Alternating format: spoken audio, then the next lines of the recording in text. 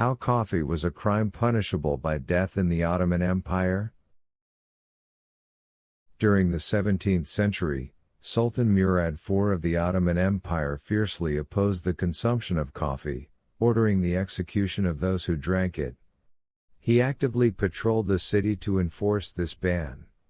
Concurrently, Turkish religious scholars condemned coffee, believing it encouraged inappropriate behavior. The origin of coffee is often attributed to an Ethiopian shepherd named Kaldi, who noticed his goats behaving strangely after eating coffee berries. Curious about its effects, he tried the berries himself, leading to the spread of coffee consumption worldwide.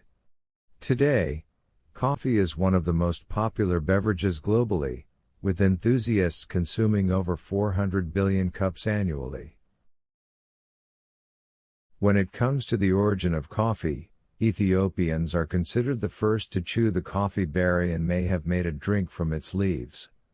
Regarding the preparation of hot coffee, it is believed that the Yemeni Sufi al-Shadili was the first to boil a cup of coffee beans and spread the secret of this drink among the people of Yemen during the 15th century AD, after discovering it during his visit to Ethiopia.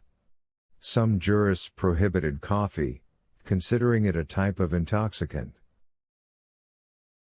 The spread of coffee in the Islamic world began in the early 15th century through a jurisprudential battle that quickly turned into riots.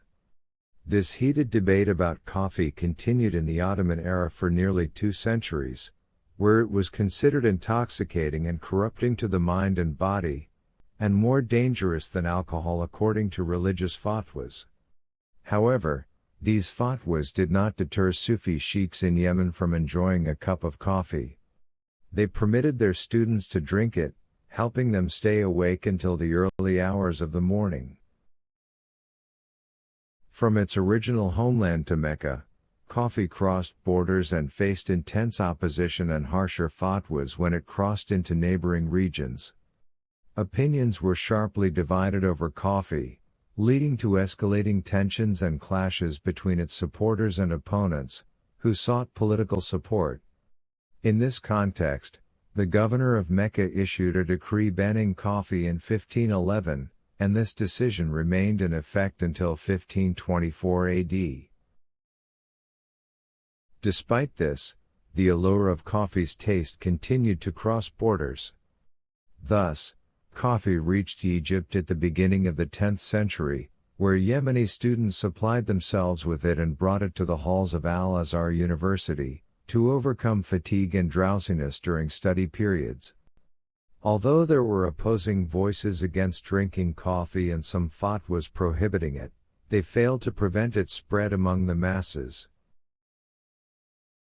Many fatwas sought to condemn coffee, but no one appeared as its enemy in the same way as Sultan Murad IV, who ordered the beheading of those who drank it. Sultan Murad ruled the Ottoman Empire during the 17th century and was determined to eliminate all mention of coffee. He would roam the city in search of violators and enforce this effectively. At the same time, Turkish religious scholars warned against the benefits of coffee, as they considered it, in their view, to stimulate inappropriate behavior. In response to the prohibition of coffee by some religious authorities, several scholars emerged in support of it. Among them were Sheikh Abu Bakr al-Maki and Sheikh Abu al-Fath al-Maki in Damascus, who actively defended the consumption of coffee. However, the most notable advocate was Judge Muhammad ibn Iyas, who conducted an experiment in his home to test the effects of coffee on concentration.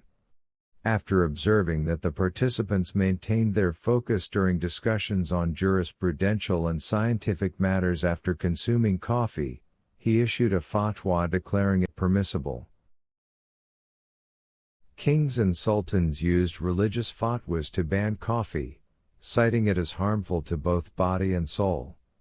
However, historical analysis suggests political motivations behind the prohibition.